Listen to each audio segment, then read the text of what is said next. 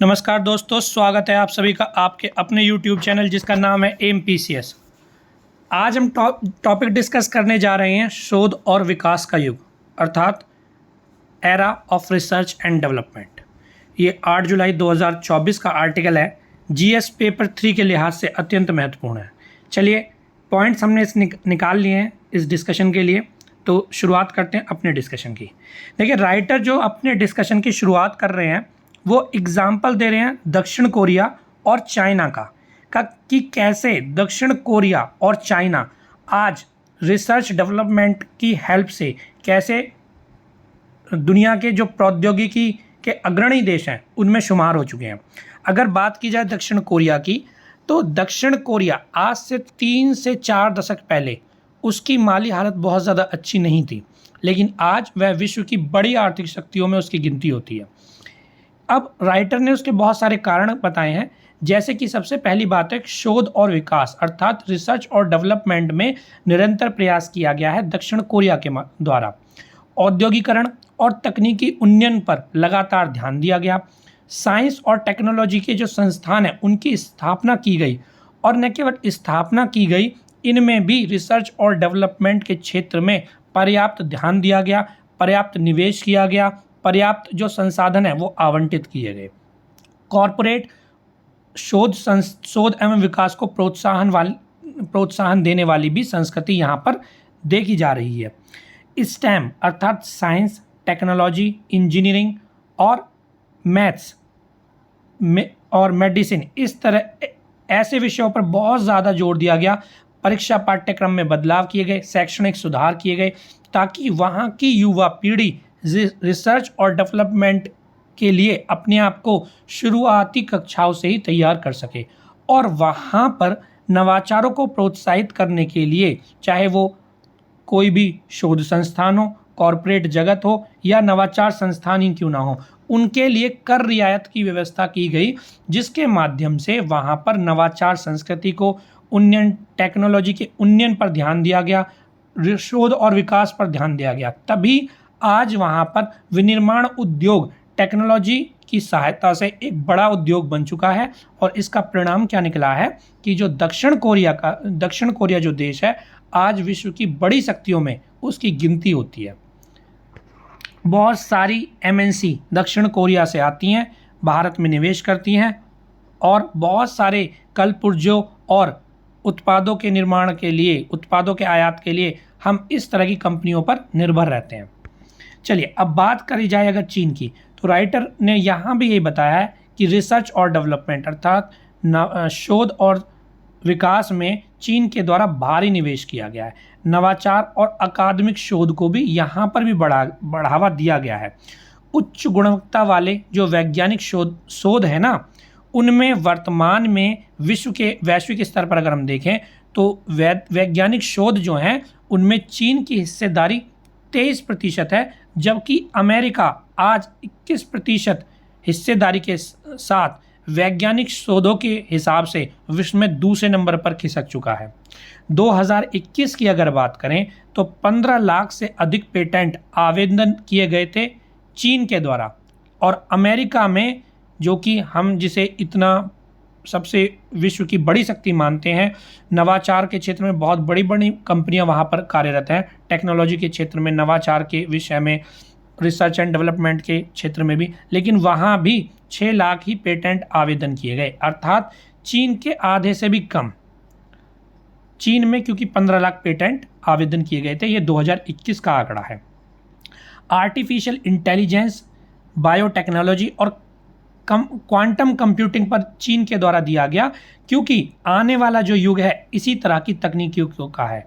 Artificial intelligence के विषय में आज हर जगह चर्चा चल रही है, तो चीन ने पहले से ही अपने आप को इस क्षेत्र में इसके लिए तैयार किया है। आर्टिफिशियल इंटेलिजेंस, बायोटेक्नोलॉजी और क्वांटम कंप्यूटिंग, इन सब विषयों में नवाचार को, तकनीकी शोध को, नवाचार को, विकास को, तकनीकी उन्नयन को, इन सब के माध्यम से चीन ने क्या है अपने विनिर्माण उद्योग को बहुत ज़्यादा आधुनिक बना लिया है, जिसके माध्यम से वह भी विश्व की बड़ी आर्थिक शक्ति बन चुका है। अब राइटर इन दोनों अर्थव्यवस्थाओं के विषय में बताने के बाद भारत के विषय में कह रहे हैं कि भारत की राह क्या होनी चाहिए, क्योंकि वर्तमान में जो भारत सरकार है उसने 2047 तक विकसित राष्ट्र बनने का एक महत्वाकांक्षी लक्ष्य रखा है। और अगर हमें अपने लक्ष्य की तरफ अग्रसर होना है तो हमें रिसर्च में और विकास में, शोध में निवेश करना होगा, एक बड़े पैमाने पर निवेश करना होगा। और दक्षिण कोरिया और चीन से हमें सीख लेनी होगी, क्योंकि अगर आज वो विश्व की बड़ी आर्थिक शक्ति हैं तो किस तरह से क्या क्या उन्होंने कदम उठाए थे, कहाँ कहाँ निवेश किया था, किस चीज़ को बढ़ावा दिया था कि आज वो विश्व की बड़ी आर्थिक शक्तियों में शुमार हो चुके हैं। अगर उत्पादकता और सक्षमता को बढ़ाना है तो हमें नए उद्योगों का सृजन करना होगा, लेकिन ये नए उद्योग परंपरागत विधि पर आधारित ना होकर इस तरह से होने चाहिए कि वहाँ पर नवाचार, शोध, विकास, तकनीकी उन्नयन जैसी चीज़ें देखी जाएं। अगर मान लीजिए प्रतिस्पर्धा क्षमता को बढ़ाना है और आर्थिक दर्जा मजबूत करना है तो भी रिसर्च और डेवलपमेंट में प्राथमिकता के आधार पर निवेश करने की वर्तमान में भारत सरकार को आवश्यकता है। देखिए, राइटर ने यहाँ पर एक डेटा दिया है कि वर्तमान में जो भारत है वो अपनी जीडीपी अर्थात सकल घरेलू उत्पाद का मात्र 0.6% से लेके 0.7% तक ही खर्च करता है, किसमें? रिसर्च और डेवलपमेंट में। जबकि चीन की अगर बात करें तो चीन अपनी जीडीपी का 2.4% रिसर्च और डेवलपमेंट में खर्च करता है। अब यहाँ ध्यान देने वाली बात एक ये भी है कि पहली बात, जो चीन की जीडीपी है वो भारत की जीडीपी से 3 गुने से भी अधिक है, और उसमें भी वह अपनी जीडीपी का 2.4% रिसर्च एंड डेवलपमेंट पे खर्च कर रहा है। इसका मतलब भारत में चीन के सापेक्ष रिसर्च और डेवलपमेंट में बहुत कम निवेश किया जा रहा है। इजराइल की अगर बात करें तो जो कि विश्व का एक बहुत बड़ा प्रौद्योगिकी में अग्रणी देश है, वो अपनी जीडीपी का 4.9% रिसर्च एंड डेवलपमेंट पर खर्च करता है। जापान, जर्मनी, कोरिया जैसे देश भी 3% से अधिक खर्च करते हैं रिसर्च और डेवलपमेंट के क्षेत्र में। तो यहाँ पर मनन करने का विषय ये जरूर है कि भारत 1% भी खर्च नहीं कर पा रहा है रिसर्च और डेवलपमेंट में। तो अगर हमें अपने उद्योगों को बढ़ावा देना है, उनमें प्रतिस्पर्धात्मक क्षमता बढ़ानी है, आर्थिक दर्जा उनका मजबूत करना है और वर्तमान में प्रासंगिक अगर रहना है तो हमें रिसर्च एंड डेवलपमेंट के क्षेत्र में भी निवेश को बढ़ावा देना होगा। उसके लिए जो संसाधनों का आवंटन है उसको बढ़ाना होगा। कृषि केंद्रित अर्थव्यवस्था से अगर हमें उद्योग केंद्रित और सेवा केंद्रित अर्थव्यवस्था में रूपांतरण करना है अपने देश का, तो भी उसके लिए तकनीकी उन्नयन की ही आवश्यकता है। देखिए, चाहे अगर कृषि की बात की जाए, उद्योग की बात की जाए अर्थात विनिर्माण क्षेत्र की, या सेवा क्षेत्र की, तीनों ही क्षेत्रों में अगर क्रांतिकारी परिवर्तन हम लाना चाहते हैं तो इसके लिए आवश्यक होगा कि क्रांतिकारी तकनीकें विकसित करना हो। ठीक है, अगर क्रांतिकारी तकनीकी विकसित करनी है तो उसका वो कैसे संभव होगी, ताकि जिससे कैसे संभव होगी? रिसर्च और डेवलपमेंट में निवेश करके। रिसर्च और डेवलपमेंट में निवेश करके जहां एक तरफ हम अपने कृषि, विनिर्माण और सेवा क्षेत्र में तकनीकी विकास करके, तकनीकी उन्नयन करके इन क्षेत्रों को प्रासंगिक बना सकते हैं, वहीं दूसरी तरफ समावेशी और सतत विकास को भी बढ़ावा दे सकते हैं। हमें कुछ ऐसे क्षेत्र हैं जहां हमें नवाचार, शोध और बजट आवंटन इन पर निवेश इन पर ध्यान देना होगा। वे कुछ क्षेत्र इस तरह के हैं, जैव प्रौद्योगिकी, जैसे कि जैव प्रौद्योगिकी के माध्यम से हम अपनी फसलों को कीट रोधी, सूखा रोधी बना सकते हैं, तो खाद्य सुरक्षा को सुनिश्चित कर सकते हैं। वर्तमान में कार्बन उत्सर्जन एक बड़ी चिंता है, तो इसके विषय में अक्षय ऊर्जा में निवेश करना एक बहुत अच्छा कदम रहेगा। क्वांटम कंप्यूटिंग, आर्टिफिशियल इंटेलिजेंस और सूचना प्रौद्योगिकी जैसे क्षेत्र हैं जिनमें नवाचार और शोध को बढ़ावा देना ही एक बहुत अच्छा विकल्प होगा कि हम अपने लक्ष्य की तरफ बढ़ रहे हैं। और लक्ष्य क्या है? 2047 तक भारत को विकसित राष्ट्र बनाना। उसकी दूसरा नवाचार और शोध को बढ़ावा देने का एक पहलू है, ये भी है कि जहां एक तरफ हम विश्व के साथ इन क्षेत्रों में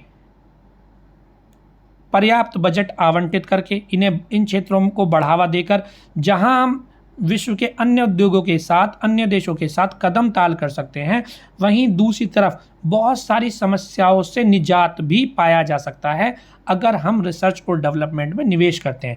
जैसे कि मान लीजिए पानी की किल्लत है, ठीक है, पानी की किल्लत है तो हम किस तरह से जो नदियों का पानी है उसको पीने लायक बना सकते हैं, ये भी रिसर्च और डेवलपमेंट इसके लिए बहुत आवश्यक है।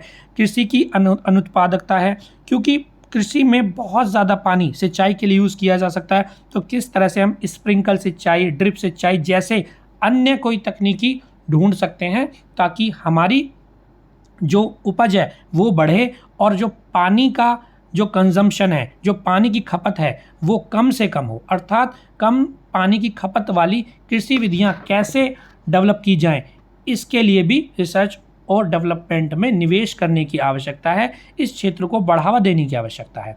इससे किफ़ायती स्वास्थ्य सेवाओं के विषय में भी रिसर्च की जा सकती है। पर्यावरण संरक्षण हो, प्रदूषण हो या पराली का निस्तारण हो, जिसकी वजह से सर्दियों के मौसम में उत्तर भारत में दिल्ली एनसीआर में प्रदूषण का एक बहुत बड़ा कहर देखा जाता है।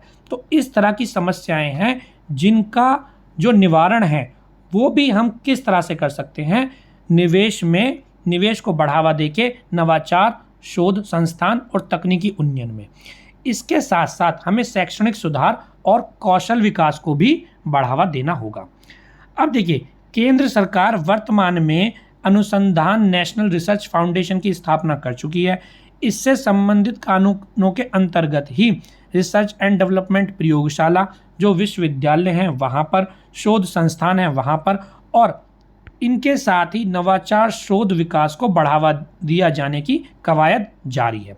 अब रणनीतिक पहल क्या होनी चाहिए भारत सरकार की या वर्तमान जो सरकार है उसे नवाचार संस्कृति को विकसित होने की आशा तो है, लेकिन उसके लिए उसे क्या करना होगा, उसके लिए उसे वित्तीय संसाधन जुटाने होंगे।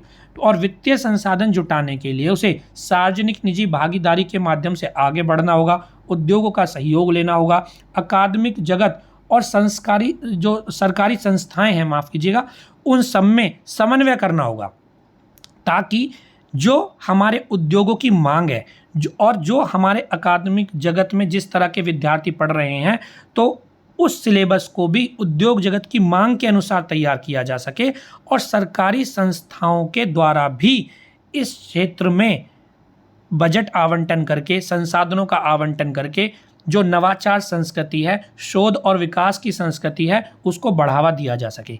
और केंद्रीय बजट में भी जैसे कि हमने देखा कि अभी वर्तमान में 0.06% से लेके 0.07% तक ही वर्तमान में बजट आवंटन होता है रिसर्च और डेवलपमेंट के क्षेत्र में। राइटर का ये कहना है कि माना कि भारत एक कल्याणकारी राज्य है और बहुत सारी जो जनसंख्या एक बड़ी परसेंटेज गरीबी रेखा के नीचे है, तो भारत सरकार को बहुत सारी कल्याणकारी योजनाएं भी चलानी है, मूलभूत सुविधाएं भी उपलब्ध करानी है। तो एकदम से ऐसा नहीं हो सकता कि हम रिसर्च एंड डेवलपमेंट में बहुत बड़ा निवेश कर दें या बहुत बड़ा बजट में आवंटन कर दें। लेकिन हाँ, जो 0.6 और 0.7% का आवंटन है, इसको कम से कम 1% ले जाना चाहिए ही, ताकि भविष्य में रिसर्च और डेवलपमेंट थोड़ा सा तेजी के साथ उभरे। तो रिसर्च और डेवलपमेंट को बढ़ावा देने के लिए क्या प्रयास हो सकते हैं, किन देशों ने प्रयास करा है, उसे क्या परिणाम मिले हैं और भारत में किस तरह से ये आवश्यक है, ठीक है, और कौन कौन सी समस्याओं का हम समाधान कर सकते हैं, ये हमने अपनी आज के डिस्कशन में देखा। जीएस पेपर 3 के लिहाज से अत्यंत इम्पॉर्टेंट बिंदु आपको इस डिस्कशन में मिले होंगे। उम्मीद करते हैं कि आपको डिस्कशन पसंद आया होगा।